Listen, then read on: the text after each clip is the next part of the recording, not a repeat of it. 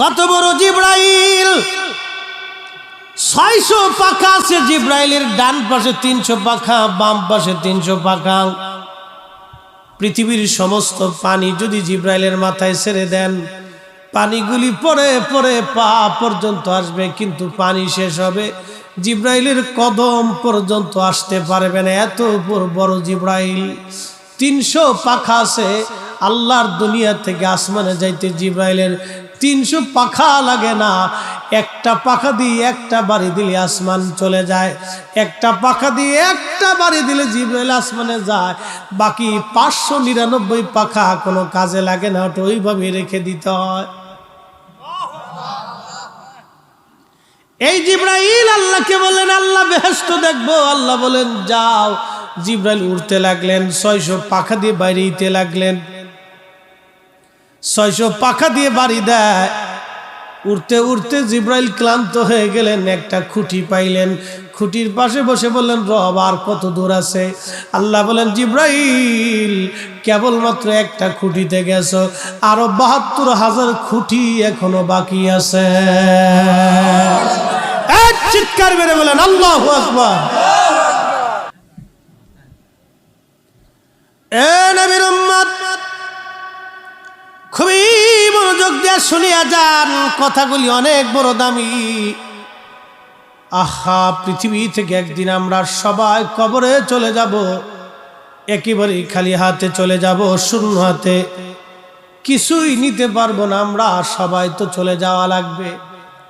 অতএব কি নিতে হবে? আল্লাহ কোরআনে বলে দিলেন ইন্নাল্লাযীনা আমানু ওয়া আমিলুস সলিহাত, দুইটা জিনিস নিয়ে আসো, একটা ঈমান আর একটা আমল। ঈমান আর আমল, ঈমান আর আমল। এরপর আল্লাহ পাক বললেন ওয়াল আসরি ইন্নাল ইনসানা লাফি খুসরিন ইল্লাল্লাযীনা আমানু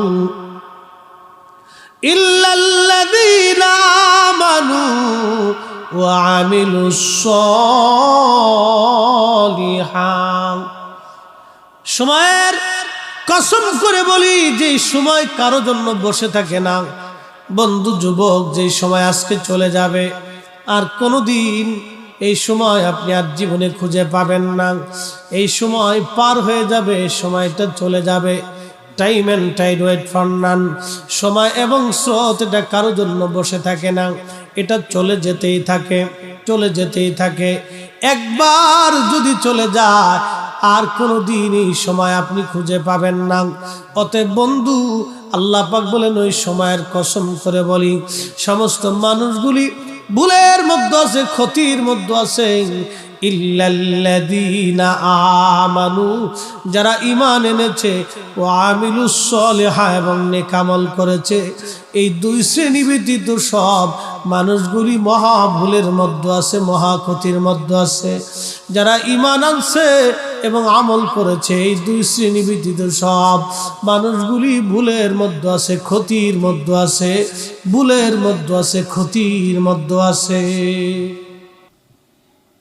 এ মুসলমান, এত বড় আল্লাহ একটা জান্নাত আমার আপনার জন্য বানাইলেন। কি জন্য বানাইলেন? কেন বানাইলেন? আদর করে পৃথিবীতে আল্লাহ পাঠাইলেন। আল্লাহর এত কি দায় ঠেকলো আপনার জন্য? আসমান থেকে বৃষ্টি পাঠাবে, জমিনে শস্য দিবে, গাছে ফল দিবে, হরেক রকমের মাছ আল্লাহ দিবে। এই যে চলন বিল, এই বিলের ভিতরে কোটি কোটি মন মাছ আল্লাহ প্রত্যেক বছর বছরে দিচ্ছে। 1 টন খাবারও তো বাংলাদেশ সরকার ছেড়ে দেয় না। বন্ধু খুব মনোযোগ দিয়েন, কোটি কোটি টন মাছ হয়, এক এক মাসের এক এক স্বাদ। এই স্বাদ এবং এই মাছ দিলেন কে? এই মাছ আমরা খাইলাম, খাওয়ার পরে কি করছি? আল্লাহ পাক একটা কথা বললেন, বান্দা তোমারে হরেক রকমের মাছ দিলাম, হরেক রকমের ফল দিলাম, হরেক রকমের রিজিক আমি আল্লাহ দিলাম। একটা কাজ তোমার, ওয়াশকুরুলি, আমার শুকর করো, ওয়ালা তাকফুরুন, আমার না শুকরিয়া করিও না। লা ইন শাকারতুম, তুমি আমার শুকর করো, ওয়ালা ইন কাফারতুম, কুফর করিও না বান্দা, আমার শুকর করো কুফর করিও না, শুকর করো কুফর করিও না। কিন্তু আমরা কয়জন শুকর আদায় করি বলেন তো? আল্লাহর একজন ওলি কাবা শরীফে প্রত্যেক বছর হজে যান, আর উনি দেখলেন কাবার পাশে একজন যুবক হাত কাটা, একটা যুবকের পা কাটা, চোখ উঠানো, ওই কাবা শরীফের পাশে মাকাম ইব্রাহিমে বসে বসে কাঁদে, বসে বসে কাঁদে আর আল্লাহ আমারে মাফ করে দাও, আল্লাহ আমারে মাফ করে দাও। কিছু সময় পরে আল্লাহ আল্লাহ আল্লাহ আল্লাহ আল্লাহ আল্লাহ জিকির করে, আবার আল্লাহ আমারে মাফ করে দাও, আল্লাহ আমার ভুল হয়ে গেছে মাফ করে দাও, আল্লাহ আমার ভুল হয়ে গেছে মাফ করে দাও। প্রত্যেক বছরে আল্লাহর ওলি হজে যায়, যত সময় মক্কাতে উনি কাটায় তত সময় দেখে মাকাম ইব্রাহিমে বসে বসে আল্লাহ আল্লাহ করে আর খালি মাফ চায় মাফ চায়। শেষ বেলা একদিন যে জিজ্ঞেস করলেন, হে আল্লাহর বান্দা, তুমি এখানে বসে বসে কান্দো, আমি দেখি তোমার পা কাটা, চোখ নাই, কারণ কি? তুমি ক্ষমা চাও। প্রত্যেক বছরই মাকাম ইব্রাহিমে তোমাকে দেখি, কারণ কি বলবানি? লোকটা চোখের পানি ছেড়ে দিয়ে বলে, হুজুর কে আপনি? বলে আমি শিবলি নুমানি। বলে হুজুর কারণ কি? কি জন্য আপনি জিজ্ঞেস করেন? বলে বন্ধুরে, তোমাকে যতবার আমি কাবায় আসছি ততবারই তোমাকে এখানে দেখি, কারণ কি? তোমার পা নাই, চোখ তোমার নাই, তুমি অন্ধ, তুমি কাঁদো। আল্লাহর বান্দা বলবা কি? তোমার জীবনের কি ঘটনা ঘটেছিল? তখন আল্লাহর বান্দা কেঁদে দিয়ে বলে, হুজুর আমার জীবনের একটা ভুল আমাকে এখানে নিয়ে আসছে, কিন্তু জানি না রাব্বে কারীম আমার জীবনের গুনাহ মাফ করছেনি। বলে বলো তোমার জীবনের ভুল কি? ওই লোকটি কেঁদে বলে, হুজুর আমার আব্বা জান ছিল কাঠুরিয়া, আমার আব্বা মারা গেলেন, তখন আমি মায়ের কোলের মধ্যে দোলনায়, আমার মা ইচ্ছা করলে আরেকটা বিবাহ করতে পারতেন, কিন্তু আমি সন্তানের দিকে তাকায় মা দ্বিতীয় শাদী করেন নাই, দ্বিতীয় স্বামী গ্রহণ করেন নাই। আমার মা আমাকে নিয়ে জীবন সংসার চালাইতে লাগলেন। আমি বড় হলাম, বাবার কাজ কাঠুরিয়ার কাজ আমি ধরে ফেললাম, কাঠ কেটে বিক্রি করে কোন রকম সংসার মাকে নিয়ে চালাইতে লাগলাম। একদিন মা আমাকে ডেকে বললেন, বাসারে তুমি তো বড় হয়ে গেছো, তোমাকে বিয়ে দেওয়ার দরকার। এই জন্য আম্মা জান আমাকে পাত্রী দেখে বিবাহ দিলেন। হুজুর বিয়ে হয়ে যাওয়ার কিছুদিন পরে সংসারে ঝামেলা লেগে গেল। আমার বিবি আমার মাকে সহ্য করতে পারে না, মাঝে মধ্যেই ঝগড়া হয়। ঝগড়ার একটা পর্যায়ে আমি সমাধান করার চেষ্টা করি। হুজুর আমি গরিব মানুষ, কাঠ কেটে কেটে আমি বাজারে বিক্রি করে কোন রকম সংসার আমি চালাইতাম। ও আল্লাহর ওলি, একদিনের একটা ঘটনা, আমি সকালবেলা ফজরের নামাজ পড়ে আমি আমার বিবি সাহেবকে বললাম, বিবি রে আমি জঙ্গলে চলে যাচ্ছি কাঠ কাটার জন্য, দুপুরের খাবারটা আমাকে জঙ্গলায় পৌঁছাই দিও। আমি কথা বলে চলে গেলাম। সকাল সকাল সেই দিন বেরিয়ে গেলাম, সারাদিন কাঠ কাটলাম, কিন্তু আমার বিবি আমার জন্য জঙ্গলে খাবার পাঠাই নাই।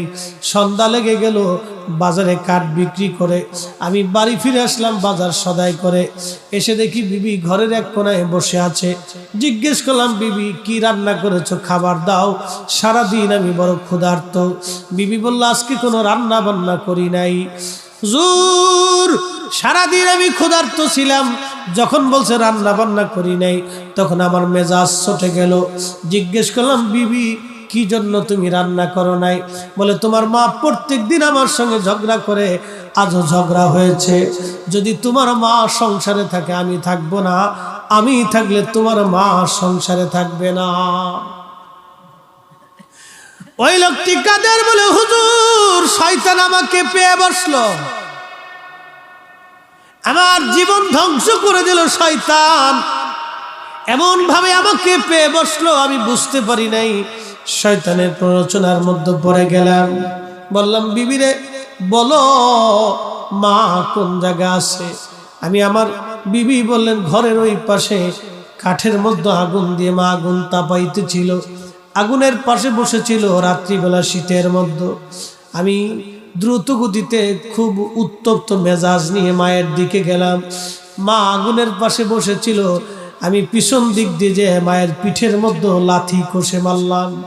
একটা লাথি মারার সঙ্গে সঙ্গে মা আগুনের মধ্যে ছিটকে আগুনের মধ্যে পড়ে গেল। হুজুর, মা যখন আগুনের মধ্যে পড়ে যায়, আল্লাহর ওলি রে, আমি তখন আমার হুঁশ ফিরে আসলো। আহা, আমি করলাম কি বড় সর্বনাশ আমি করে ফেললাম। আল্লাহর ওলি মাকে টান দিয়ে আমি বের করে নিয়ে আসলাম। আনার পরে দেখি মা দুনিয়াতে নাই, দুনিয়া ছেড়ে মা বিদায় হয়ে চলে গেছে। হুজুর, আমি পাগল পারা হলাম।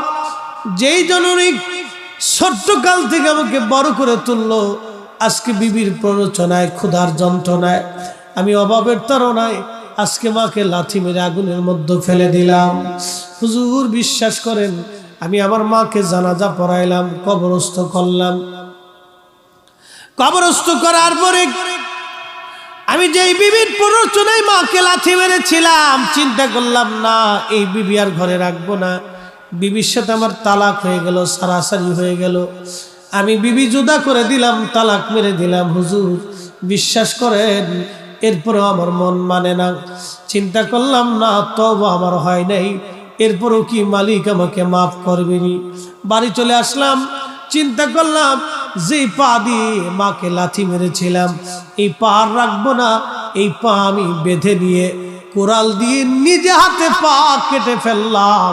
হুজুর, এরপরেও আমি চিন্তা করলাম, যদি আল্লাহ মাফ না করে, যেই চোখ দিয়ে আমি আমার মাকে দেখে লাথি মেরেছিলাম, হুজুর, আমি নিজে ইচ্ছায় চোখ দুটি নষ্ট করে ফেললাম। যদি আল্লাহ মাফ করে, তারপর আমার মনে শান্তি হয় নাই। আমি মাকাম ইব্রাহিমে বসে বসে কাঁদি, যদি আল্লাহ ক্ষমা করে, কিন্তু এখনো শান্তি পাই নাই। মাফ হইছে কি? এখন আমি খবর পাইনি মাফ হইছে কি। আপনি তো আল্লাহর ওলি, একটু মোরাকাবা করে দেখেন আল্লাহ আমারে মাফ করছেনি। আল্লাহর ওলি হাতিমে কাবা সেজদায় পড়ে যায়, বলেন, ইয়া রব, তোমার বান্দার জীবনের অনেক বড় ভুল, কিন্তু তওবা করতে করতে মাকাম ইব্রাহিম পর্যন্ত আসছে। এখানে বসে বসে কাঁদে, ইয়া রব, তুমি বলো তোমার বান্দার জীবনের গুনাহ মাফ হইছেনি? আল্লাহ এলহাম করে বললেন, বন্ধু, আমার বান্দাকে জানায় দাও, কোটি বছর যদি মাকাম ইব্রাহিমে কাঁদে, আমি মালিক তারে মাফ করব না, তার মা তাকে ক্ষমা না করা পর্যন্ত। ওই লোকটি কাঁদে আর বলে, হুজুর, আমার উপায় কি? তাহলে আমি এত বছর ধরে মাকাম ইব্রাহিমে আসি, বছরের পর বছর ধরে প্রত্যেক বছর আমি হজ করি। এই মাকাম ইব্রাহিমে শুনছি দোয়া কবুল হয়, সে আশায় বসে আছি। আল্লাহর ওলি বলেন, আমার জীবনের গুনাহ মাফ হইবেনি? বলে, চলো দেখি, তোমার মায়ের কবরের পাশে চলো। মাকাম ইব্রাহিমে বসে বসে কোনো কাজ হবে না। প্রশ্ন রাখবেন, হুজুর, মার কবরের পাশে গেলে কি হবে? বাবার কবরের পাশে গেলে কি হবে? যে যুবকরা, যে বন্ধুরা, বৃদ্ধ বাবাজিরা, আমরা আজকে কবর জিয়ারতগুলি ভুলে গেছি, মা বাবার কবরের পাশে যাই না। আপনি জানেন বাবা মার কবরের পাশে গেলে কি হয়? যখন আপনি যা থেকে সালাম দিবেন, তখন বাবা কবর থেকে সালামের জবাব দিয়ে বলে, দেখছো, আমার খুকা বুড়া হয়ে গেছে, কিন্তু আমি বাবার কবরের পাশে দাঁড়ায় গেছে। মা ডাকবে, দেখছো, আমার ছেলেটার দাড়ি পেকে গেছে, তারপর আমার ছেলে আমার কবরের পাশে দাঁড়ায় গেছে। ওই সন্তানের জন্য বাবা মা তখন খুশি হতে থাকে। যখন সন্তান কবরের পাশে দাঁড়ায় কিছু জিয়ারত করে, বাবা মার জন্য দোয়া করে, তখন কবর থেকে বাবা মাও দোয়া করতে থাকে। একবার জোরে বলা যাবে কি সুবহানাল্লাহ? ওই কবর থেকে তারা চিনে, তারা দেখে। আপনি দেখেন না, আপনি চিনেন না, সেটা আপনার দোষ। ওই কবর থেকে তারা চিনে। আপনি যে কবরের পাশে যে দাঁড়িয়েছেন, সালাম দিছেন, ওই কবরওয়ালা আপনি চিনে, আপনাকে দেখে, আপনি দেখেন না। তা না হলে সালাম দেওয়ার অর্থ কি? যে সালামের জবাব দিতে পারে না, সালাম দিতে শোনে না, তাকে সালাম কি করে দিবে? প্রত্যেক কবরওয়ালারা আপনাকে দেখে, কিন্তু আপনি দেখেন না। প্রিয় নবীজি একদিন বদরের প্রান্তরে কাফেরদের লাশগুলি কুয়ার মধ্যে ফেলে দেওয়া হয়েছিল। বদরের সেই কুয়া এখনো আছে মসজিদের পাশে, বদর মসজিদের পাশে এই কুয়া। এই কুয়ার পাশে দাঁড়ায় নবী বলতেছে, এ উতবা, সাইবা, আবুল আহাব, মুগিরা, আবু জেহেল, তোমাদেরকে না বলেছিলাম, কালেমার দাওয়াত দিয়েছিলাম, বুঝলি? আজকে তো আল্লাহর কাছে চলে গেছিস, বুঝতো এবার দেখতো আমি সত্য না মিথ্যা, এখন আল্লাহর কাছে যে বুঝবি। হযরত ওমর পিছন থেকে বলেন, ইয়া নবী আল্লাহ, ওরা তো মরে গেছে, মরা মানুষকে কথা শুনে? নবী বললেন, ওমর, ওই মালিকের কসম করি যে মালিক আমাকে সত্য সহ নবী করে পৃথিবীতে পাঠিয়েছে, তুমি যেরকম শোনো তোমার চাইতে তারা বেশি শোনে, তুমি যেমন দেখো তোমার চাইতে তারা এখন বেশি দেখতেছে। কাফেররা মরার পরে দেখে, তো মুসলমান কি করবে বলেন তো? এই জন্য কবরের পাশে যাবে। এই যারা পিতামাতা কবরে চলে গেছে, মায়ের কবরের পাশে যে দাঁড়াবেন, হাত তুলে কেঁদে দিবেন। বাবার কবরের পাশে দাঁড়াবেন, প্রত্যেক জুমাতে যাবেন, প্রত্যেক ফজরে যাবেন, সুযোগ হলে, কাজ না থাকলে প্রত্যেক ফজরে বাবার কবরের পাশে দাঁড়িয়ে যাবেন। এই আমল ভুলে গেছি আজকে আমরা, এই সুন্নতের কথা মনেই নেই আমাদের। আল্লাহ রাসূল বলেন, শেষ জামানাতে আমার একটা সুন্নতকে যদি তোমরা আঁকড়ে ধরো, ঠিকমতো পালন করো, 100 শহীদের সওয়াব তোমাদের আমলনামায় হবে। আরো জোরে। হযরত ফাতেমাতুজ জাহরা প্রত্যেক জুমাতে হাউদে চড়ে, উটের পিঠে চড়ে উহুদে যে আমির হামজার মাজার শরীফের পাশে যে দোয়া করতেন, দাদার জন্য দোয়া করতেন আর কাঁদতেন। দাদা খুব ভালোবাসতো ফাতেমাকে। হযরত আমির হামজার দাদা ছিলেন, খুব ভালোবাসতো ফাতেমাকে। এত ভালোবাসতো, ফাতেমার বিয়ের সময় উট দুম্বা কুরবানি করে, আমার নাতির বিয়ে হচ্ছে, উট দুম্বা জবাই দিয়ে ফাতেমার অলিমা খাওয়াইছিলেন এবং খুব কেয়ার করতেন ফাতেমাকে। এই জন্য ফাতেমা সারা জীবন কৃতজ্ঞ ছিলেন দাদার প্রতি। প্রত্যেক জুমাতে দাদার কবরের পাশে যে দাঁড়ায় কাঁদতেন আর দাদার জন্য দোয়া করতেন। এটার নাম কৃতজ্ঞতা। আমরা অকৃতজ্ঞ হয়ে গেছি, ভাবতেছি মসজিদে নামাজ পড়ে সেজদা দিয়ে বেহেশতে চলে যাবো নাকি। হ্যাঁ, আমরা দিন যত যাচ্ছে তত অকৃতজ্ঞ হচ্ছি, দিন যত যাচ্ছে তত নফল ইবাদত থেকে আমরা সরে যাচ্ছি। কথা বলেন ঠিক কিনা? আমরা তো নফল ভুলেই যাচ্ছি, অথচ নফলের দাম কত জানেন? এই নফলের দাম কত? নবীজি বলছেন, উম্মত বান্দা যখন ফরজ ইবাদত করার পরে নফল করে, তখন আল্লাহ রাব্বুল আলামিন নফল ইবাদতের কারণে বান্দার দুইটা চোখ আল্লাহর চোখ হয়ে যায়। আসতে বললেন কেন? আরো জোরে বলেন তো। কার চোখ? আল্লাহর চোখ। বান্দার চোখ আল্লাহর চোখ হয়ে যায়। বান্দার কান আল্লাহর কান হয়, বান্দার হাত আল্লাহর হাত হয়, বান্দার পা আল্লাহর পা হয়, বান্দার জবান আল্লাহর জবান হয়, বান্দার মাথার থেকে পা পর্যন্ত আল্লাহর হয়ে যায়। বান্দার ইজ্জত আল্লাহর ইজ্জতে পরিণত হয়। বান্দার ইজ্জতের জিম্মাদারি আল্লাহ নেয়, বান্দার রিজিকের জিম্মাদারি আল্লাহ নেয়। বান্দার চোখ জবান যা আছে সব আল্লাহর হয়ে যায়। এই জন্য ইমাম শাফি রহমতুল্লাহ আলাইহি ইরাকের বাগদাদ থেকে ইমাম শাফির কাছে চিঠি গেল। খলিফা হারুনুর রশিদ লেখলেন, হুজুর আপনি তাড়াতাড়ি ইরাকের বাগদাদে আসেন, রোম রাজ্য থেকে একদল লোক আসছে, অনেক বড় পণ্ডিত, জ্ঞানী, গুণী, সায়েন্টিস্ট আর দার্শনিক রোমান সম্রাট পাঠিয়ে দিয়েছে আমার দেশে বহস করার জন্য। বহস হবে মুসলিম এবং খ্রিস্টানদের মধ্যে। এই বহসের প্রধান মুবাহিস আপনি তাড়াতাড়ি করে ইরাকের বাগদাদে চলে আসেন। ইমাম শাফি ফিলিস্তিনে থাকতেন, উনি ফিলিস্তিন থেকে চিঠি লিখছে, আমি ইরাকের বাগদাদে যাব, বহস করব, কিন্তু শর্ত হলো সময় হবে বাদ জোহর, জোহরের নামাজের পরে, আর স্থান হবে দজলা নদীর পারে। আল্লাহু আকবার বলা যাবে? ইমাম শাফি লিখতেছেন দজলা নদীর পারে বহস হবে, সময় হবে জোহরের নামাজের পরে। খেলাটা দেখেন। ইমাম শাফি আসছে, বহসের সময় তারিখ হয়ে গেল। বিরাট বড় বহস, লক্ষ লক্ষ মানুষ আসছে। খ্রিস্টান এবং মুসলমানদের মধ্যে বহস হবে দেখার জন্য। হযরত ইমাম শাফিঈ রাহমাতুল্লাহ আলাইহি বহাসের সময় উনি গেলেন স্টেজে, কিন্তু স্টেজে উঠলেন না, নিচ থেকে বললেন খলিফা আমাকে আগে জোহরের নামাজ পড়া লাগবে, পরে আমি বহাস করব। বললেন আমাকে একটা জায়নামাজ দেন, জায়নামাজ দেওয়া হলো। হযরত ইমাম শাফিঈ জায়নামাজ উনি স্টেজে বিছান নাই, জমিনের উপরে বিছান নাই, ওনার নিজের জায়নামাজ নিয়ে দজলা নদীর পানির উপরে জায়নামাজ বিছাইয়া জায়নামাজের উপরে দাঁড়াইয়া দজলা নদীর মাঝখানে যেয়ে নামাজ পড়তে লাগলেন। না হয় নাই, আরো জোরে, আরো জোরে। তেলের গাড়ি তেলে চলে, হাওয়ার গাড়ি হাওয়ায় চলে, বিনা তেলে চালায় গাড়ি নবী সুলাইমান, আমরা সেই মুসলমান। মসজিদে জুতা চুরি করি, কি জাত মুসলমান চিন্তা করে, মসজিদে জুতা চুরি করি। হযরত ইমাম শাফিঈ জায়নামাজের উপরে নামাজ পড়া শুরু করলেন দজলা নদীর মাঝখানে।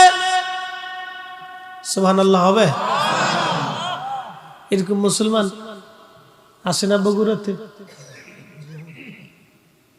শেরপুরে আসে না? যমুনা নদীর ভিতরে নামাজ পড়ে জায়নামাজ বিছিয়ে।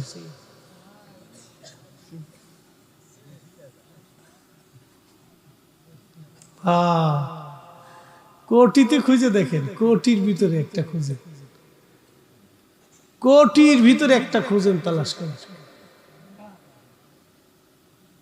মুসলমানের পরাজিত হওয়ার কারণ কি জানেন? আগে কিছু মুসলমান ছিল, এই জন্য আল্লাহ বলছে ওয়ালতাকুম মিনকুম উম্মাতুন ইয়াদউনা ইলাল খায়র। আমার উম্মতের ভিতরে কিছু বান্দা হবে যারা মানুষকে আল্লাহর দিকে ডাকবে। আমিও ডাকি, আমার ওয়াজ আর খাজা মাইনুদ্দিন চিশতের ওয়াজ এক ওয়াজ।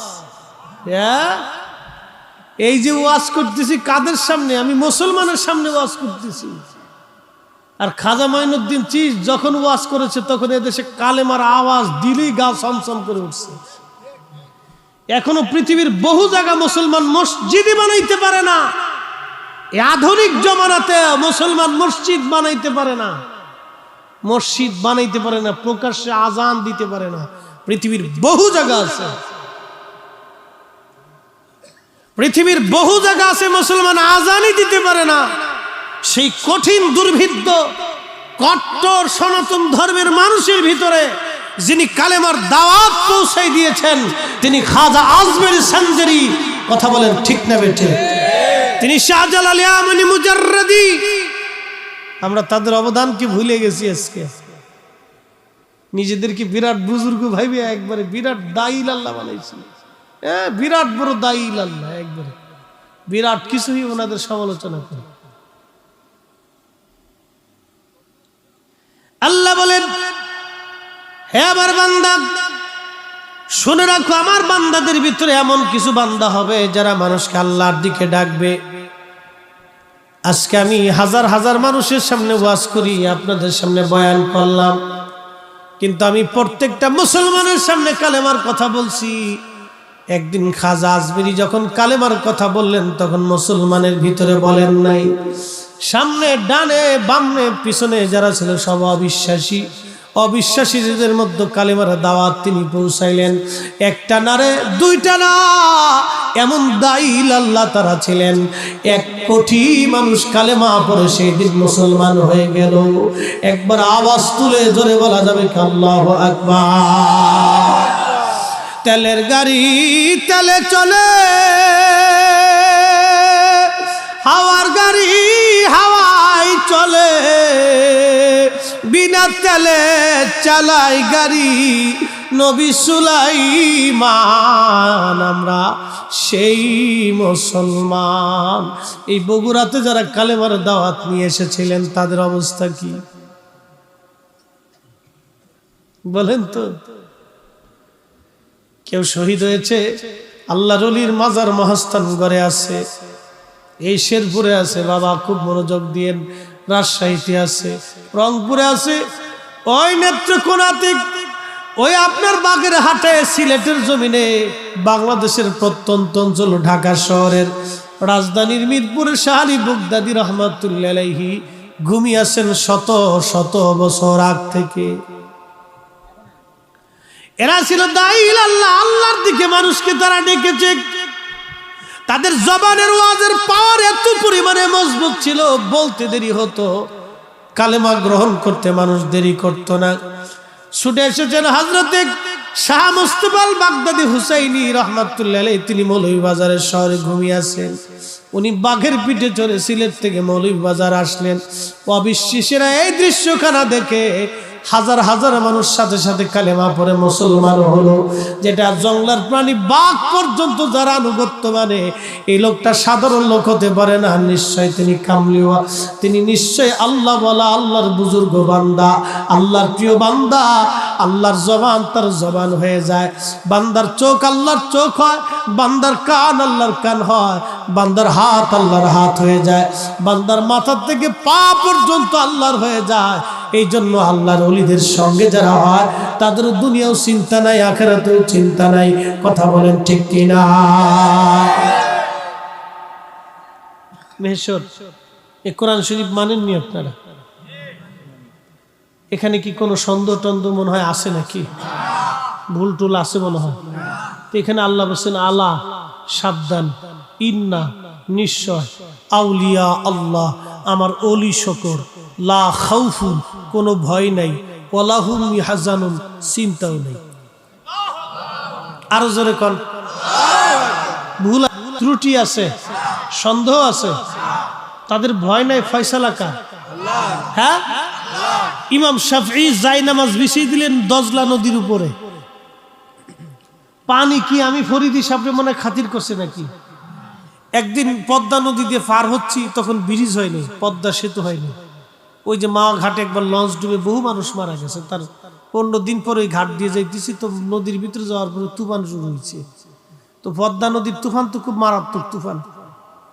লঞ্চের ভিতরে যা আছে সব কাঁদে, আল্লাহ বাঁচাও, আল্লাহ বাঁচাও, আল্লাহ বাঁচাও, বেডা বেডি সেরা সেরি টোনা টুনি বুড়া জুয়ান সব কান্দে, আল্লাহ বাঁচাও। যখন লঞ্চ ঘাটে ফিরলো তখন সারেং এইভাবে ধরছে, কেউ কেউ কাজ করে ধরছে, কেউ কেউ সোজা করে ধরছে। এরপর আল্লাহটা ভুলে গেছে।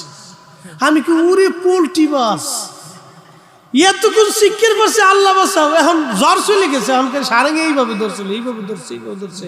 আমি কি উড়ে বাঙালি একের খাড়ার উপরে পোল্ট্রি মেরে দিচ্ছি, চিন্তা করতে পারছেন, মুহূর্তের মধ্যে পোল্ট্রি মেরে দিচ্ছে। তখন আমি চিন্তা করলাম, আল্লাহ কত অকৃতজ্ঞ বান্দা পৃথিবীতে এখনো আছে যারা আল্লাহ শুকর করলো না, যে আল্লাহ পাক এই কঠিন বিপদ থেকে বাঁচিয়ে দিল, যে আল্লাহর কাছে সৃষ্টি কতটা অসহায়। আপনি একটু চিন্তা করেন, বর্তমান পৃথিবীতে একটা জাহাজ, কয়েক লক্ষ টন ওজনের একটা জাহাজ সমুদ্রের মধ্যে চলে। এটা একটা ছোট জাহাজ, মিডিয়াম একটা জাহাজের একটা ওজন থেকে কয়েক লক্ষ টন। একটা কয়েক লক্ষ টন একটা জাহাজ সমুদ্রের মধ্যে চলে, মাত্র 50 কিলোমিটার বাতাসের বাড়িতে ওই জাহাজটা দুলতে থাকে, নড়তে থাকে, কাঁপতে থাকে। সমুদ্রের পানির কাছে একটা জাহাজ কিছুই না।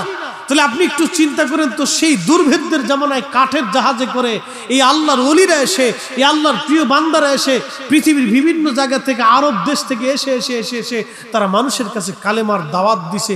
তারা কত বড় দায়ী আল্লাহ ছিল, আর আমরা পয়সা না দিলে টেহে ওয়াজি আইনি। এই আসতে ঠিক করলেন কে? জোরে কইতে হবে। এটা আত্মসমালোচনা, আমাদের কথা আগে বলতে হবে। কিন্তু আইসে স্টেজ উঠে বড় বুলি দিয়ে দিতেছি, একবারে সব বেদাত বানাই ফেলেছি, একবারে সব বেদাত বানাইলেছি, হারাম বানাইলেছি, সব জাহান্নামে পাঠাই দিয়ে দিচ্ছি একবারে। এবার আপনাদেরকে একটা কথা বলি, আগে আমাদের দেশে মিলাদ হইতো না? গ্রামে গ্রামে মিলাদ হইতো নি? মিলাদ কেন হইতো, কি জন্য, মিলাদের গুরুত্ব কি একটু বুঝাই। এটা পালন করেন না করেন সেটা আপনাদের বিষয়, আগে বুঝাইতেছি। মিলাদ হওয়ার পরে আপনাদের বগুড়াতে ছিল এই কলার পাতা। কিসের পাতা খাইতেন? কলার পাতায় চিন্নি খাইতেন, খিচুড়ি খাইতেন। এটা আমরা ফরিদপুরেও ছিল। এখন তো ভাই কত আত্মধনিক হয়ে গেছে, সিস্টেম চেঞ্জ হয়ে গেছে, কলার পাতাটা তার পরাতে নাই। এই কলার পথে আপনারা মিলাদ হতো। ফজিলাত আমি হালাল হারাম পরে মাসালা আসতেছে, আগে বুঝাই। আব্দুর রহিমের বাড়িতে মিলাদের দাওয়াত দিছে, তো এই গ্রামের সবাই মিলাদে গেছে। রহিম চিন্তা করলো আমার বাড়িতে মেহমান আসতেছে, তো কিছু মেহমানদারি করা লাগবে, তো খিচুড়ি পাকাইছে, কিছু মিষ্টান্ন পাকাইছে। এখন আপনারা বলেন 10 জনে মিলে যখন একসাথে খাবার খাইলেন, মহব্বত বাড়লো না কমলো? আচ্ছা, রহিম যে সবাই দাওয়াত করে আপনার জন্য মেহমানদারি ব্যবস্থা করছে, রহিম যে আপনাদেরকে দাওয়াত করে খাওয়াইলো, রহিমের রিজিক কি কমলো না বাড়লো? বাড়লো। আচ্ছা, এই যে আপনারা খাবার খাইলেন, খাবার খাওয়ার পরে চলে আসলেন, এখন রহিমের প্রতি আপনাদের মহব্বত বাড়লো না কমলো? কেন? রহিমের বাড়ি আমি একবেলা খাবার খাইছি, যদিও রিজিকের মালিক আল্লাহ, কিন্তু খাওয়াইছে রহিম আপনাকে। রহিমের প্রতি আপনার কি বাড়ছে? মহব্বত বাড়ছে। এই যে আদান প্রদান, এক জায়গায় বসা এবং খাওয়া, এই যে দোয়া করা, এটা একটা মহব্বত পরিধি হয়, বাড়ে, ভালোবাসা বাড়ে। এটা সমাজের ভিতরে, গ্রামের ভিতরে মহব্বতটা বাড়ে, এটা কমে না, এটা বাড়তে থাকে। মানুষের ঘরে অভাব ছিল, কিন্তু আগে মানুষের মহব্বত ছিল। একজন লোক অসুস্থ হইলে তাকে সেবা দেওয়ার জন্য মানুষ পাগল হয়ে গেছে, এখন রাস্তায় পড়ে থাকলেও কেউ ধরতে চায় না। বাপ, আমরা শহরে চলি, বিভিন্ন জায়গায় চলি, দেখি পড়ে রয়েছে অ্যাক্সিডেন্টে, মানুষ হাসতেছে, হাঁটতেছে, চলতেছে, ধরতে চায় না। কেন? কি এক মুসিবতের জমানাতে পড়ছে আপনি জানেন? কত কঠিন জমানাতে। হসপিটালে গেছেন, কিছু কিছু দালাল আছে হসপিটালে, কানে কানে এসে 500 টাকা দেন, ভালো একটা সিট দিতেছি। কথা কন না কেন? না খারাপ বলতেছি? তাহলে বুঝেন তো কোন পর্যায়ে আমরা গেছি, আমাদের পর্যায়টা কোন পর্যায়ে গেছি, তাহলে বুঝেন। মানুষ হইয়া ভবেতে আসিয়া মানুষের করিলাম কি? দাইল আল্লাহ কারা ছিল রে, কারা ছিল? এইভাবে সারা পৃথিবীতে কালেমার দাওয়াত তারা পৌঁছাইলো। চট্টগ্রামে আসলেন হযরত বদর রহমাতুল্লাহ আলাইহি। বদর অলি রহমাতুল্লাহ আলাইহি বলা হয় চট্টগ্রামে আজ থেকে 700 বছর আগে এসেছিলেন। আপনি কল্পনা করবেন, জঙ্গলের দেশে, যে দেশের মানুষ 700 বছর আগে জঙ্গলে বাস করত, এখানে হযরত বদর এসে কালেমার দাওয়াত পৌঁছাই দিলেন। আজকে সারা চট্টগ্রামে লক্ষ লক্ষ মুসলমান, হাজার হাজার মসজিদে আজান হচ্ছে। ওই পাহাড়ে, খাগড়াছড়ি, বান্দরবনে আজান হয়। কাদের অবদানে? আল্লাহর কিছু ওলি ছিলেন যারা দাঈল আল্লাহ হিসেবে দুনিয়ায় এসে কালেমার দাওয়াত দিয়ে ঘুমিয়ে গেছেন, তাদের বিরাট বড় অবদান। কথা বলেন ঠিক না বেঠে? আল্লাহ তাদের প্রতি কবুল করুন, আওয়াজ তুলে বলেন আমিন। ও নবীর উম্মত, খুবই মনোযোগ। হাজরাতে ইমাম শাফিঈ যাই নামাজ বিছিয়ে নামাজ পড়তে লাগলেন। তিনি দজলা নদীর পানির উপরে। একটু কল্পনা করতে পারবেন, আমি ফরিদি সাহেব এই যে 14 বছর ধরে ওয়াজ করি, 20টা বছর মাদ্রাসায় পড়াশোনা করেছি, 22 বছর লেগেছে মাদ্রাসায় পড়ে মুফতি হওয়া পর্যন্ত। 22টা বছর পার হয়ে গেল আমার জীবনের। 14 বছর ধরে ওয়াজ নসিহত আমি চালিয়ে যাচ্ছি। চিন্তা করেন, জীবনের প্রায় 40 বছর পার হয়ে যাচ্ছে। 40টা বছর পার হলো, 22টা বছর আমি পরিশ্রম করেছি একটা সার্টিফিকেটের জন্য। এই সার্টিফিকেটের নাম হলো মুফতি বা আমি কামিল পাশের একটা সার্টিফিকেট। এই একটা সার্টিফিকেটের জন্য আমার 22 বছর পরিশ্রম করা লাগলো। কিন্তু মাঝে মধ্যে নিজেকে ধিক্কার দিয়ে বলি, ফরিদি 22 বছরে একটা সার্টিফিকেট পাইলা, কিন্তু 22 বছর যদি আল্লাহ পাওয়ার জন্য তুমি চেষ্টা করতা, তাহলে অন্তত হলো আল্লাহ পাওয়ার একটা রাস্তা হয়ে যাইতো। কথা বলেন ঠিক কিনা? এই 22 বছর ধরে তো আমি আল্লাহ পাওয়ার চিন্তা করলাম না, খালি সার্টিফিকেটের পিছনে দৌড়াইলাম।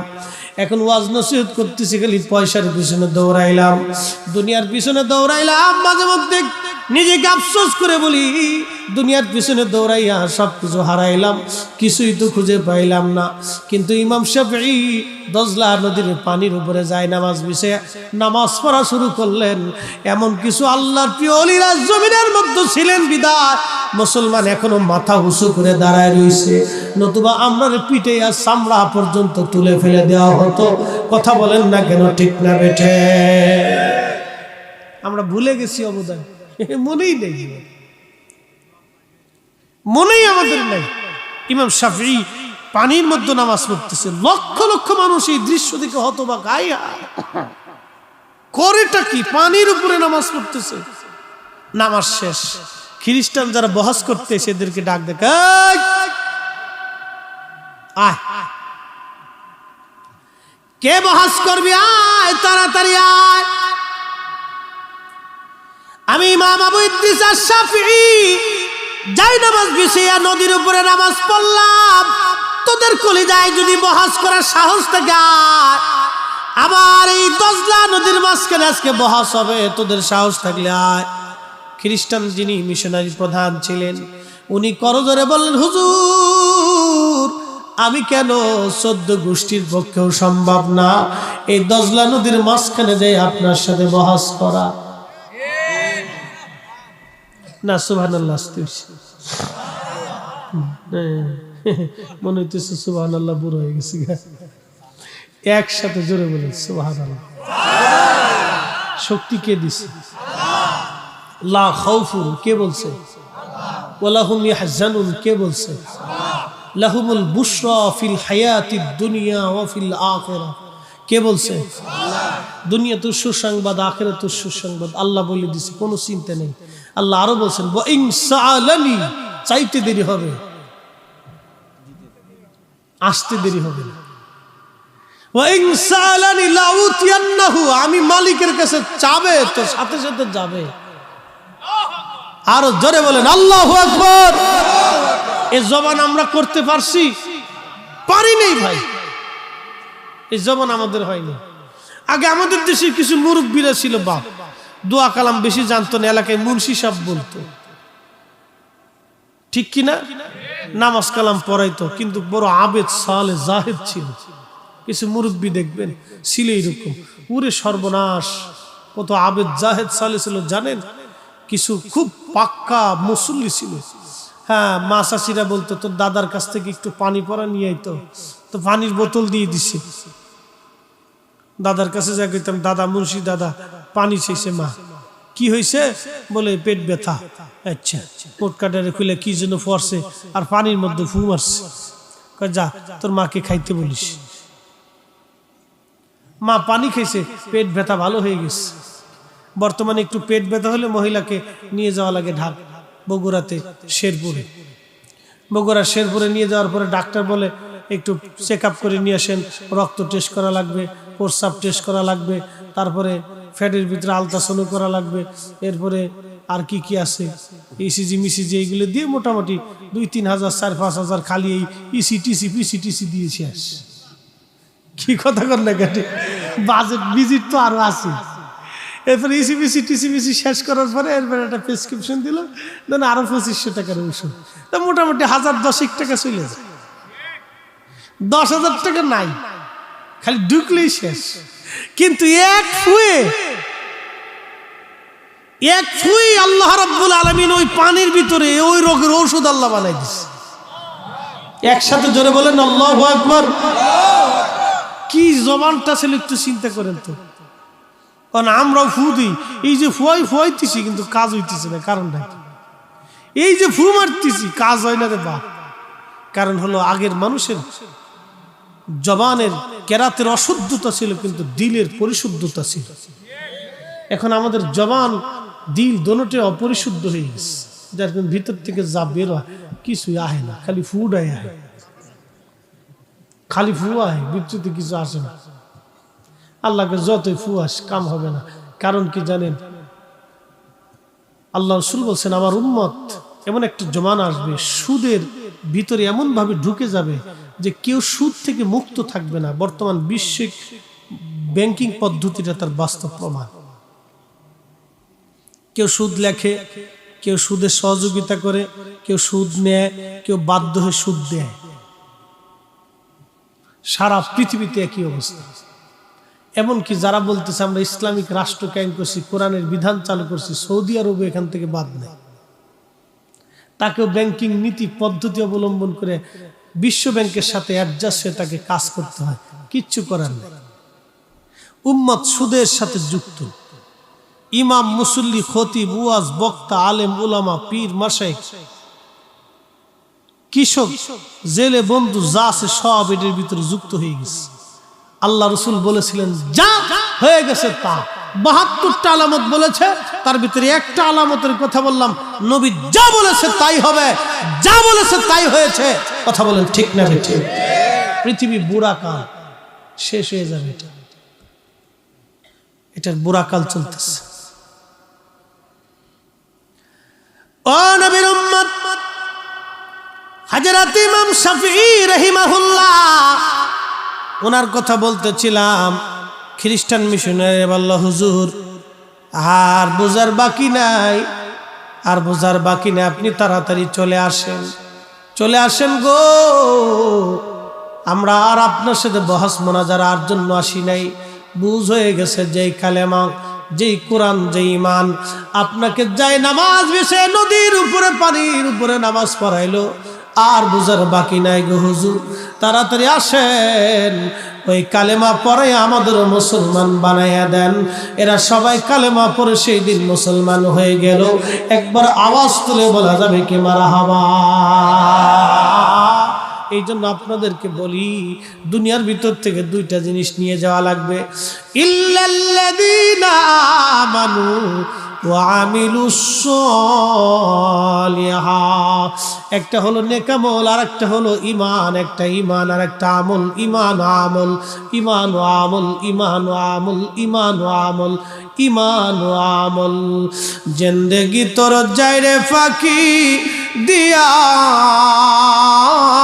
রে সোনার আদম, জিন্দেগি তো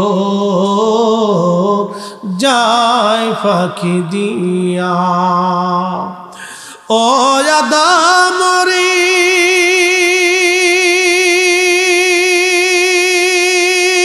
পাক ধরিয়া গেছে দাড়ি, দন্তবাসে গুটা চারি,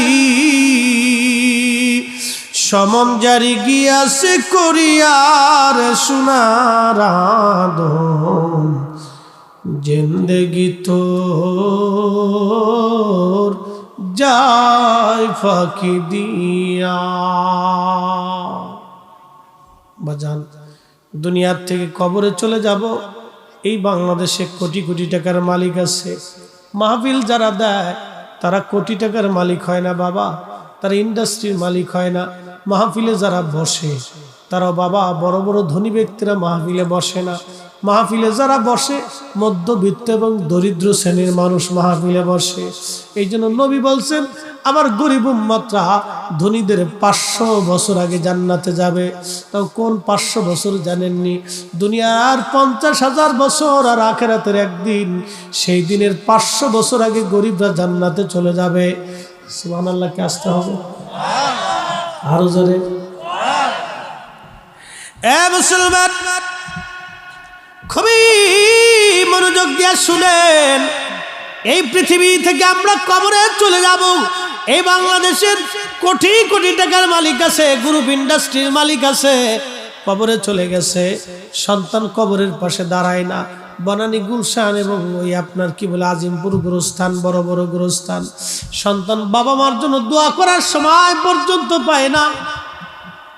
কিন্তু দুনিয়াতে যদি একটা নেককার সন্তান রেখে যান, নামাজের পরে সন্তান দোয়া করবে। এখন তো আবার একদল আছে নামাজের পরে দোয়া টোয়া মানে না, এরা তো ডাইরেক্ট আল্লাহরে পাইতে চায়, আল্লাহরে খুশি করতে চায়। কিন্তু না না না, আল্লাহর দরবারে হাত বাড়াইতে হবে, অনুনয় বিনয় করে আল্লাহর কাছে দরখাস্ত করা লাগবে, আল্লাহর কাছে কাঁদতে হবে, কাঁদলেই আল্লাহ খুশি হয়ে যাবে। আমরা সেজদা আল্লাহর দরবারে পছন্দ নাও হতে পারে, কিন্তু চোখের পানি খোদার দরবারে পছন্দ হয়। আল্লাহর নবী বলেন, আমার উম্মত যখন খোদা রব্বে কারীমের দরবারে চোখের পানি দিয়া মাছির মাথার পরিমাণ একটু পানি যদি একবারে চোখ দিয়ে গড়াইয়া এই গোশতের উপরে এসে পড়েই যায়। আল্লাহর নবী ডাক দিয়ে বলতেছেন, শোনো, আমার আল্লাহ পাক খুশি হইয়া 7টা জাহান্নামের আগুন ওই পানি দিয়ে আল্লাহ নিভাইয়া দেবে। একবার জোরে বলা যাবে কি সুবহানাল্লাহ? চোখের পানির দাম আছে না নাই? অনেক দাম, অনেক দাম। এই দাম আমি বুঝাইতে পারতাম না। একটু মাসির মাথা পড়তে দেরি হবে, মাফ হইতে দেরি হবে। যে যাই বলুক, রব্বে কারিমের দরবারে হাত তুলে চোখের পানি ছেড়ে দিন।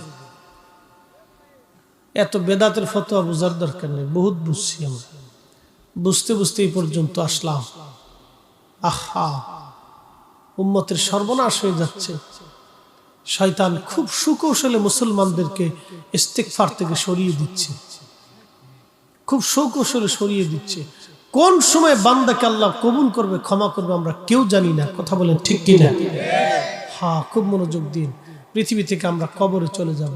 করোনার ভিতরে বহু মানুষ মারা গেছে, বহু সন্তান বাবার কবরের পাশেও পর্যন্ত ভয়ে যায় নাই, জানাজাতেও যায় নাই। তাহলে এই সন্তান রেখে লাভ হবে কি? এরকম সন্তানের সাথে 2-4টা কুত্তা বলা ভালো। কথা খারাপ বলছি?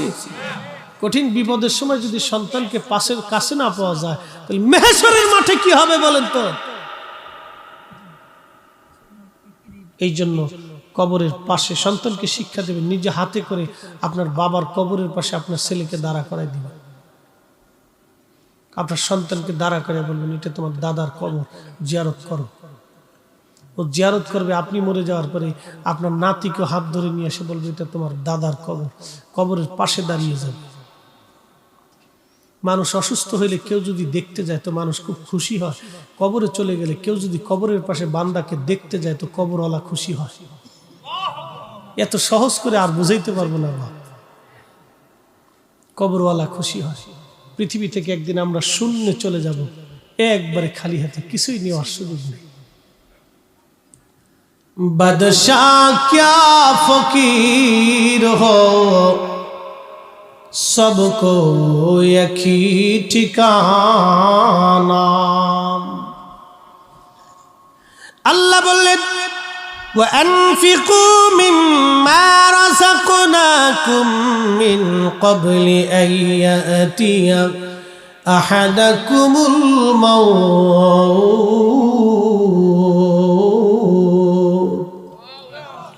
এ বান্দা, তুমি যে সম্পদ অর্জন করেছো, তোমাকে যে রিজিক আমি আল্লাহ দিলাম, আসমান থেকে জমিন থেকে যে সম্পদ দিয়েছি, টাকা দিয়েছি, পয়সা দিয়েছি, তোমাকে যে সম্পদ দিলাম, এই সম্পদগুলি তুমি আমি মালিকের পথে, আমি আল্লাহ রাস্তায় তুমি খরচ করো। কিছু টাকা, কিছু সম্পদ তুমি আমি আল্লাহর পথে খরচ করো। যদি না করো, কিয়ামতের ময়দানে কিছু মানুষ এই গোশতগুলি কামড়ায় কামড়ায় টেনে টেনে ছেড়ে ফেলবে আর বলবে, ইয়া রব, ফায়াকুল রাব্বি লাউলা আখরতানি ইলা আজালিন করিব।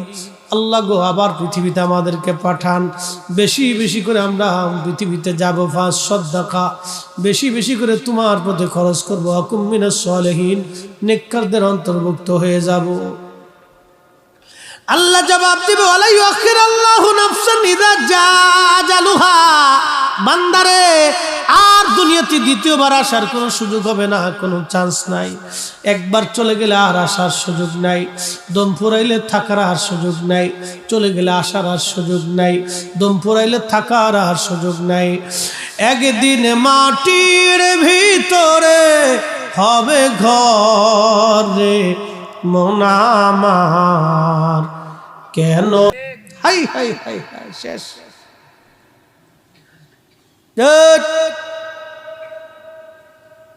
মেজাজ খুব মাঝে মধ্যে চড়া হয়ে যায় নাকি? কুল রাখতে হবে, ঠান্ডা। সব জায়গায় মেজাজ চড়া হলে হবে না। মা এমন একটা জিনিস, রব্বে কারীম জানিয়ে দিলেন, কিয়ামত পর্যন্ত যদি হায়াত হয়, মাকাম ইব্রাহিমে বসেও যদি কাঁদে, আমি আল্লাহ তাকে মাফ করব না, তার মা তাকে ক্ষমা না করা পর্যন্ত। মোরাকাবা থেকে উঠে জামার কলার ধরে বলতেছে, বেটা, এখানে বসে কাঁদলে কাজ হবে না, তোর মায়ের কবরের পাশে যা।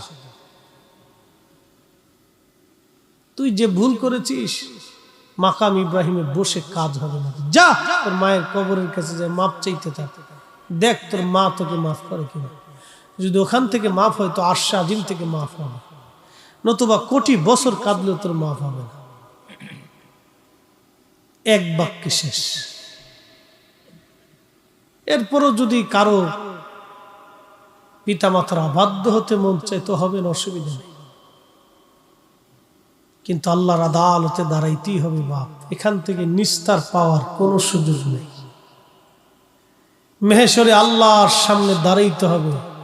ইন্না বাতশা রাব্বিকা লাশাদীদ, আল্লাহ বলছেন আমার ধরাটা খুব শক্ত ধরা, ধরলে ছুটে পালিয়ে যাওয়ার কোনো সুযোগ নেই।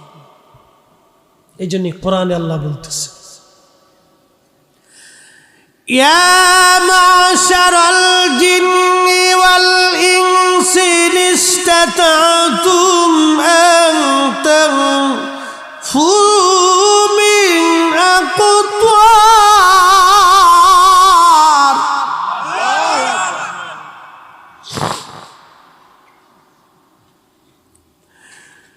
من أقطار السماوات والأرض فانفذوا لا تنفذون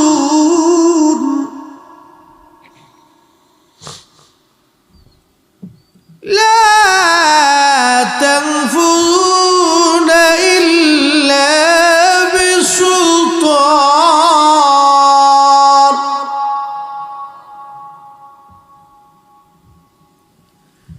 يا معشر الجن والإنس إن استطعتم,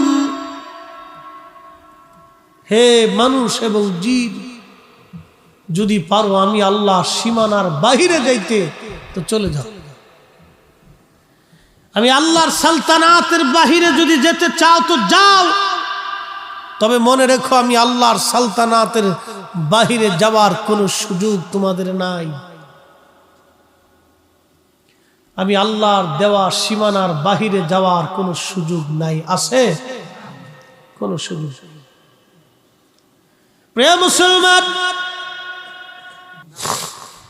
কয়জনের শুকর আছে আমাদের মধ্যে বলেন তো? কয়জনের শুকর আছে? আমরা কয়জন শুকর আদায় করি? এই যে আল্লাহ আসমান থেকে বৃষ্টি দিলেন, এই যে জমিনে শস্য দিলেন, কয়জনের শুকর আছে? শুকরিয়া যদি থাকতো তাহলে আজকে এই এলাকার সমস্ত মানুষ আজকের মাহফিলে বসে কথা শুনতো যে এখানে বেহেশতের বাগান হয়েছে, এই বাগানে আমাদের বসতে হবে। কথা বলেন ঠিক কিনা? ঠিক। অনেক দূর থেকেও মানুষ আসছে, কিন্তু গ্রামের অনেক মানুষ আসতে পারে না। কথা ঠিক? অনেক দূর থেকেও মানুষ আসছে, কিন্তু গ্রামের অনেক মানুষ আসতে পারে নাই। কেন? শুকরিয়া নাই, শুকর নেই, আল্লাহর প্রতি কৃতজ্ঞতা নেই। কৃতজ্ঞ হতে হবে। একটা বাবা 40 বছর সন্তানের পিছনে পরিশ্রম করে, একটা মা সন্তানের পিছনে 40 বছর ধরে পরিশ্রম করতে করতে মার জীবনের সব শেষ হয়ে যায়। আহা, এই মা জীবনের সব শেষ করে ফেলে সন্তানের পিছনে সময় ব্যয় করতে করতে। কিন্তু এই সন্তান যখন বড় হয় তখন এই সন্তান মায়ের সাথে বেঈমানি করে, বাবার সাথে বেঈমানি করে। যখন বাবা মার সাথে বেঈমানি করে, আমার আল্লাহ রাব্বুল কারীম তখন বলে দিলেন, হে বান্দা, হে বান্দা, কাদা রাব্বুকা আল্লা তা'বুদু ইল্লা ইয়াহু ওয়া বিল ওয়ালিদাইনি ইহসানা। আমার বন্দেগী করো, আমার গোলামি করো, বান্দারে সাবধান, সাবধান, তোমার পিতামাতার সাথে তুমি ইহসান করো, সুন্দর আচরণ করো। কিন্তু সন্তান যখন বয়স হয়ে যায়, বাবা মার সাথে বেঈমানি করে বসে। বহু সন্তান আছে বেঈমানি করে। তাহলে যখন বেঈমানি করলো তখন বেজার হয়ে যায় কে? একসাথে বলেন তো, কে বেজার হয়? আল্লাহ বেজার হয়। একটা ঘটনা আপনাদেরকে শুনি। এই যে শুকর, কৃতজ্ঞতা, বাংলায় বলে কৃতজ্ঞতা। আপনি একটা লোকের উপকার করছেন, এটা একটা মানে আপনার উপকার করছেন, সে আপনার প্রতি কৃতজ্ঞ হওয়া উচিত। মনোযোগ দিয়ে। আমাদের দেশে কিছু মানুষ আছে খুব দাওয়াত করে খাওয়াইছে, খাওয়ানোর পরে ডাইলি লবণ কম হয়েছে, গোশতে একটু মশলা কম হয়েছে, ও খাইতে যাওয়ার সময় কেউ যে দূর খাবার টাবার তো ভালোই দিছিল, কিন্তু গোশত ভালো হয়েছে না, ডালি লবণ কম হয়েছে। আবার কাউরে যদি খাবার একটু কম দিয়ে বসেন, তাহলে পরে যাওয়ার সময় কেউ যে দাওয়াত দিছে খাবার দিতে পারে নাই, তো দাওয়াত দিল কে আর খাবার দিতে পারলো না কে, তো দাওয়াত দেওয়ার দরকার কি? এরকম কিছু মানুষ আছে খাবার নিয়ে সমালোচনা করে, এগুলো কুত্তার চাইতেও খারাপ। কথা খারাপ বলছি? একটা লোক আপনাকে দাওয়াত দিছে, সে সর্বাত্মক চেষ্টা করছে আপনাকে ভালো খাওয়ানোর জন্য, আপনার পাতে যা দিছে ওইটা খাইয়ে আপনি আল্লাহর দরবার শুকর করতে হবে, আল্লাহ তুমি আমার জন্য যা বরাদ্দ করছো রিজিক আমি খাইছি, তোমার বান্দা আমারে খাওয়াইছে, সে চেষ্টা করছে, তুমি আরো তার বেশি করে খাওয়ানোর তৌফিক দাও। আমাদের দরকার ছিল তার জন্য দোয়া করা, আল্লাহর শুকর করে। এটা না করে আমরা সমালোচনা করতেছি, তার মানে কুত্তাও ফেল হয়ে গেছে। এটার নাম হলো অকৃতজ্ঞতা। ও জান্নাত কে বানাইছে? কাদের লেগে? সুদ খাইলে খুব দিবে আল্লাহ নাকি? খুব আল্লাহ একবার বেহেশত দিয়ে দিবে। এত বড় একটা আল্লাহ জান্নাত বানাইছে, কত বড় জান্নাত চিন্তা করতে পারছে। উড়তে উড়তে ক্লান্ত হয়ে গেছে জিব্রাইল। পৃথিবী থেকে আসমানে যাইতে জিব্রাইলের একটা পাখার একবারই যথেষ্ট। এটা কত বড় জান্নাত একটু কল্পনা করেন তো। আল্লাহ আপনাকে দিবে, এমনি দিয়ে দিবে, ভাবতেছেন ঘুমায় ঘুমায় পেয়ে যাবেন। আমার দেশে কিছু ভাইরা লাইলাতুল বরাতেও ঘুমায়। কি কথা কন না কেন?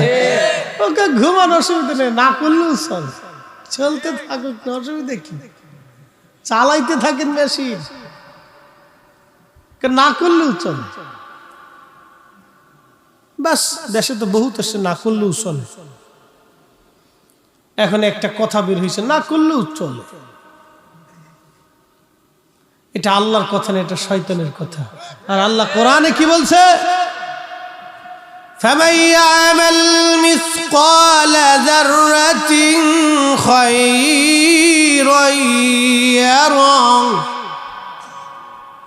তুমি যদি অনুপরিমাণ নেকের কাজ করো, আমি আল্লাহ বেনিফিট তোমাকে দেব। একসাথে বলেন তো সুবহানাল্লাহ। আজকের মাহফিলে বইছেন, নেকি হবে?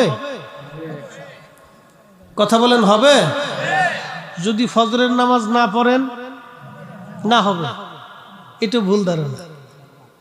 ফজরের নামাজ না পড়লেও আপনার আমল নামায় নেকি হবে, তাহলে কোরআন মিথ্যা হবে।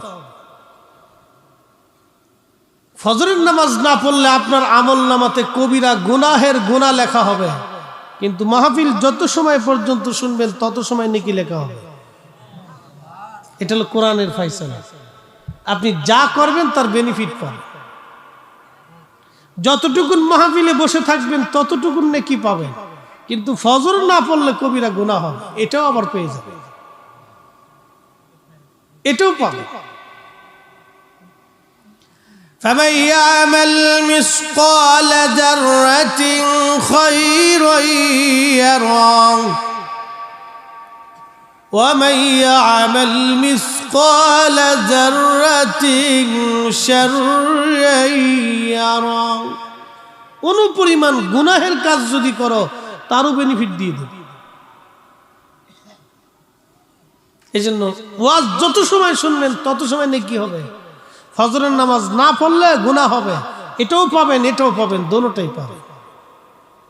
হবে না তা না, তাহলে কোরআন মিথ্যা হবে। এটা ফয়সালা মালিকের, আমার না। আপনি 1 টাকা দান করলে 1 টাকার সওয়াব পাবেন। 36 কোটি যদি সুদ খান তো 36 কোটি টাকার সুদের গুনাহ। যে দান করছেন 1 টাকা, যদি হালাল হয় তাহলে নেকি পাবেন, আর যদি সুদের টাকা দিয়ে দেন তাহলে আর কিছু পাবেন না। তাহলে ওখানে কিছু নাই, কারণ ওই টাকা আপনার না, ওই টাকা সুদের টাকা। এই জন্য আপনি কিচ্ছু পাবেন। কয়দিন আগে বাপ আমাদের দেশে ডিমের দাম বাড়লো, কি কথা ঠিক কিনা? আচ্ছা, মুরগায় কি হরতাল ডাকছিল? তো ডিমের দাম বাড়লো কেন? গত রাত্রিবেলা যে মুরগায় ডিম পারছে, আজকে রাত্রিবেলা সেই মুরগায় ডিম দিতেছে, পরের রাত্রিও সেই মুরগায় ডিম দিল, তার 3 দিন আগের রাত্রি একই মুরগি ডিম দিল। তো ডিমের দাম বাড়লো কেন? কিছু মানুষ ব্যবসায়িকরা বড় সিন্ডিকেট করিয়া আমার দেশের মানুষের পকেট থেকে কোটি কোটি টাকা হাতায় নিয়ে চলে গেল, রাতারাতি তারা কোটি কোটি টাকার মালিক হয়ে গেল। আচ্ছা আপনারা বলেন, কোটি টাকার যে মালিক হয়ে গেছে, এখন প্রত্যেক বছরে যদি 2-3 বার ওমরায় যায় আর মোটামুটি হজ আদায় করে, হবে না? আসতে বললেন কেন? হবে? কেন হবে না বলেন তো? সেই যেই টাকা দিয়ে হজে গেছে, এই টাকা তো ওর না, ওই টাকা আমরা 18 কোটি মানুষের। এই কথা কন না কেন? ও টাকা তো ওর না, ও আমাদের 18 কোটি মানুষের পকেটের টাকাও চালাকি করে নিছে। এখনো মক্কা শরীফে যায় যদি কাবার গিলাফ ধরে কাদের আল্লাহ আল্লাহ শয়তানে ওরে শয়তান, তুই তো আমার সাথে বড় থাপ্পড় বাজরে, তুই এখানে এসে কাবা করে দিলে কাঁদতেছিস কে? তোর টাকা দিয়েছিস নাকি? তুই তো পাবলিকে টিয়ে দিয়েছিস। এরকম বহু হাজি বাংলাদেশে আছে। ঢাকা শহরে থাকি, বসে বসে দেখি আর হাসি, হাই হাই হাসি। ওরে হাজি, হাজির চেহারা কি জানেন? দাড়িতে মেহেন্দি লাগাই ফেলাইছে, মাথায় সুন্দর টুপি চকচক চকচক করে, জুব বা আয়রন মাইরি রাখে সবসময়।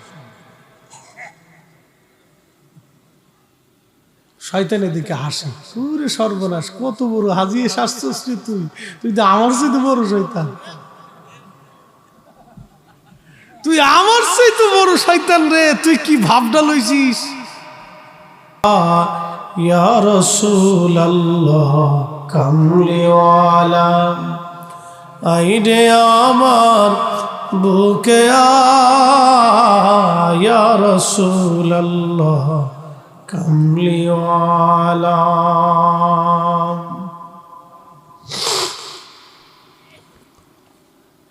বাঁশবাড়িয়া দক্ষিণ পাড়া জামে মসজিদ প্রাঙ্গণ, ইসলামী জলসার সম্মানিত সভাপতি হযরত মাওলানা আজমল হোসেন নাটোরী সাহেব, টুনিপাড়া দারুল উলুম নিজামিয়া মাদ্রাসার সম্মানিত শিক্ষক, সহসভাপতি আলহাজ আহমদ আলী সাহেব, প্রধান অতিথি বীর মুক্তিযোদ্ধা আলহাজ মুজিবুর রহমান মজনু সাহেব, শেরপুর উপজেলা পরিষদের সম্মানিত চেয়ারম্যান হযরতুল আল্লামা মাওলানা সাইফুল ইসলাম সাহেব, আরবি প্রভাষক, ডোমনপুকুর কামিল মাদ্রাসা, আলহাজ মাওলানা মোহাম্মদ রইসউদ্দিন সাহেব, সহকারী মাওলানা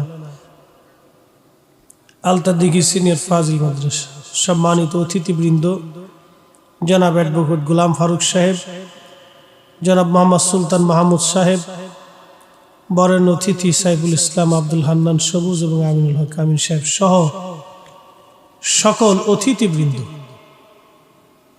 এলাকার মুরব্বান ইকরাম, নাম জানা অজানা, উপস্থিত রামশহর দরবার শরীফের সাহেবজাদা আমাদের মাঝে উপস্থিত হয়েছেন, সম্মানিত উলামায়ে হযরত, সম্মানিত মুরব্বান ইকরাম, কলিজার টুকরো যুবক ভাইরা, পর্দানশীল আমার সম্মানিত মা বোনেরা, সকলের প্রতি আন্তরিক অভিনন্দন, মোবারকবাদ, শুকর এবং সুজুদ আলিশান আসমানে আল্লাহর, যিনি অনেক মানুষের ভিড়ে আজকে আপনাকে আমাকে আজকের মাহফিলে আসার এবং বসার সুযোগ করে দিয়েছেন।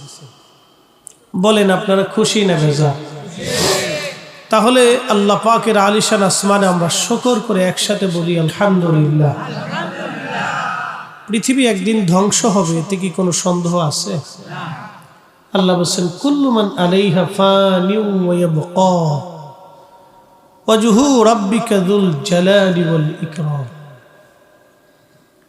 পৃথিবীর সব কিছু একদিন লয় হবে, ক্ষয় হবে, ধ্বংস হবে, কিছুই থাকবে না, একমাত্র যিনি থাকবেন তিনি মালিক আল্লাহ। এরপর আল্লাহ বলেন ফাবি আইয়ি আলাই রাব্বিকুমা তুকাযযিবান, হে মানুষ এবং জিন বলো আমি আল্লাহর কোন কোন নিয়ামতকে তুমি অস্বীকার করবে। এটা ধান ক্ষেত ছিল, কি ক্ষেত ছিল? ধান ক্ষেত ছিল না, এটা ধান ক্ষেত ছিল। আজকে এটা এখন কিসের বাগান? জোরে বলতে হবে বাবা। মোনাজাতের পরে কি আর বেহেশতের বাগান থাকবে? থাকবে না। বুলন্দ নসিব সে মানুষটির যে বাগানের ভিতরে সে বসতে পারল, বদনসিব সে মানুষটির যে ঘুরে ঘুরে চলে গেল কিন্তু ভিতরে আসতে পারল না। আল্লাহ রাব্বুল আলামিন এই মাহফিলটা এখন বেহেশতের বাগান আছে, মোনাজাতের পরে এটার বাগান থাকবে না। এই মাহফিলটা আমার ভাইরা সাজিয়েছেন, ওলামা একরাম দাওয়াত করেছেন, তিনারা এসে তাকরীর করেছেন, আমি শেষ তাকরীরের জন্য বসে গেছি। আশেপাশে বহু মানুষ, আল্লাহ সবাইকে যেন মাহফিলে কবুল করেন, বলেন আমিন। আমরা দোয়া করি তাদের জন্য। বলছি পৃথিবী একদিন ক্ষয় হবে, যে জমিন দেখতেছেন এই জমিন একদিন ধ্বংস হবে, যে আসমান দেখেন এই আসমান একদিন ভেঙে পড়ে যাবে, অসংখ্য নক্ষত্ররাজি যা দেখেন এটা ভেঙে পড়ে যাবে। আমাদের আগে বহু মানুষ কবরে চলে গেছে, এখন আমাদের পালা। আমরা চলে যাওয়ার পরে পৃথিবীতে আবার বহু মানুষ আসবে, কেউ না কেউ আল্লাহকে আল্লাহ বলে ডাকবে। তার অর্থ হলো পৃথিবীতে কেউ যদি আল্লাহকে আল্লাহ বলে ডাক নাও দেয়, তাও আল্লাহকে আল্লাহ ডাকার জন্য আল্লাহ বিকল্প ব্যবস্থা করে রাখছেন। কোরআন শরীফ এই কোরআন সাক্ষী দিচ্ছে, আল্লাহ বলতেছেন ইউসাব্বিহু লিল্লাহি মা ফিস সামাওয়াতি ওয়া মা ফিল আরদ। আসমান ও জমিনের ভিতরে যাহা কিছু আছে সব আল্লাহ পাকের জিকির করে। আসমান ও জমিনের মধ্যে যা আছে সব জিকির করে আমার আল্লাহর, তাসবিহ পড়ে আমার আল্লাহর। আসমান ও জগৎ, জমিন ও জগতের ভিতরে যা আছে সব জিকির করে আমার আল্লাহর। আল্লাহ বলেন আলাম তারা আন্নাল্লাহা ইয়াসজুদু লাহু মান ফিস সামাওয়াতি ওয়া মান ফিল আরদ। নবী গো, আপনি কি দেখেন না আসমান ও জমিনের ভিতরে যা আছে সব আমি আল্লাহকে সেজদা দেয়? একবার জোরে বলা যাবে কি সুবহানাল্লাহ? আমার দিকে তাকায়, যে কুত্তা রাস্তা দিয়ে হাঁটে ও আল্লাহকে সেজদা দেয়, আপনি দেখেন না? যে শ্রীগালটা রাত্রিবেলা আপনার মুরগি চুরি করতে আসে ও আল্লাহকে সেজদা দেয়। যে বন্য প্রাণী, বনের পশু, সমুদ্রের মাছ, নদীর মাছ ও আল্লাহকে সেজদা দেয়, আপনি দেখেন না? আল্লাহ বলতেছেন আলাম তরা, ও নবী আপনি কি দেখেন না? আলাম তরা, আপনি কি লক্ষ্য করেন না আমি আল্লাহকে সবকিছু সেজদা দিচ্ছে? একসাথে জোরে বলা যাবে আল্লাহু আকবার। কিন্তু আমরা কি নিয়মিত আল্লাহকে সেজদা দেই? দেই না। আল্লাহ কোরআনে আরো বললেন আশ-শামসু ওয়াল কমারু ওয়ান নুজুমু ওয়াল জিবালু ওয়াশ-শাজারু ওয়াদ-দাওয়াবু ওয়া কাসীরুম মিনান নাস। আল্লাহ কোরআনে বলতেছেন হাবিব, সূর্য আমি আল্লাহকে সেজদা দেই,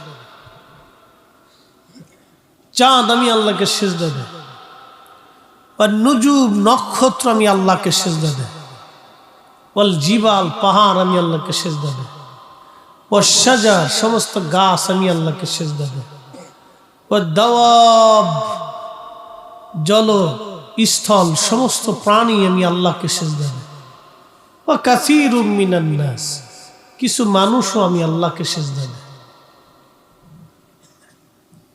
খুব মনোযোগ দিয়ে এই কোরআন বলতেছে সূর্য আমি আল্লাহকে সেজদা দেই।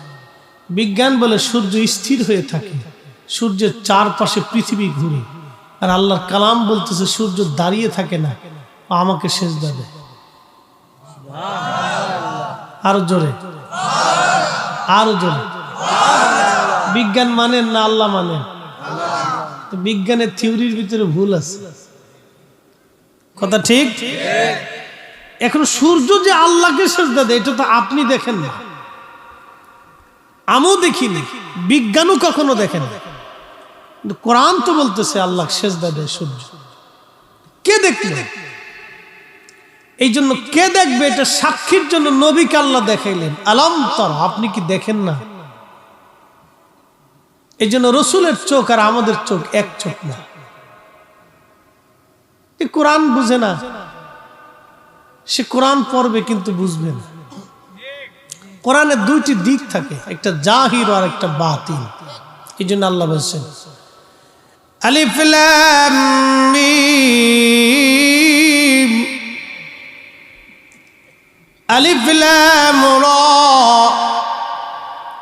ইয়াসিন তাহা আলিফ লাম রা। আজও পর্যন্ত এর অর্থ কেউ করতে পারে না। ইয়াসিন, জিবরাইল এসে বলতেছে হুজুর আপনি পড়েন। তাহা,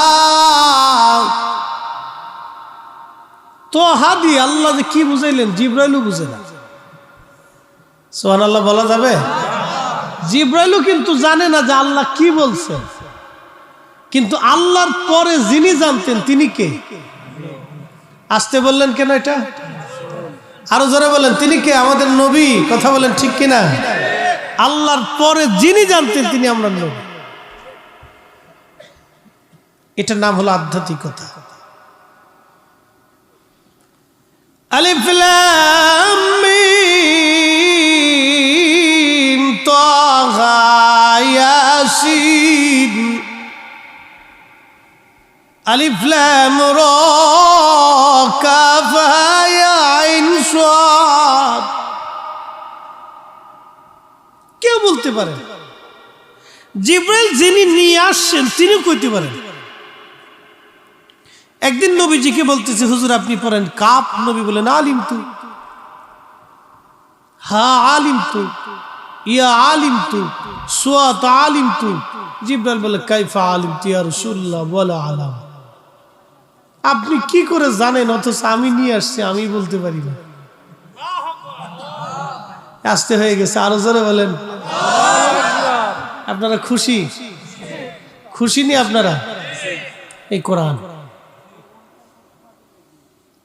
এই কোরআন শরীফ যখন রাসূল করিমের কালবে নাজিল হতো তখন নবী ঘেমে যাইতেন,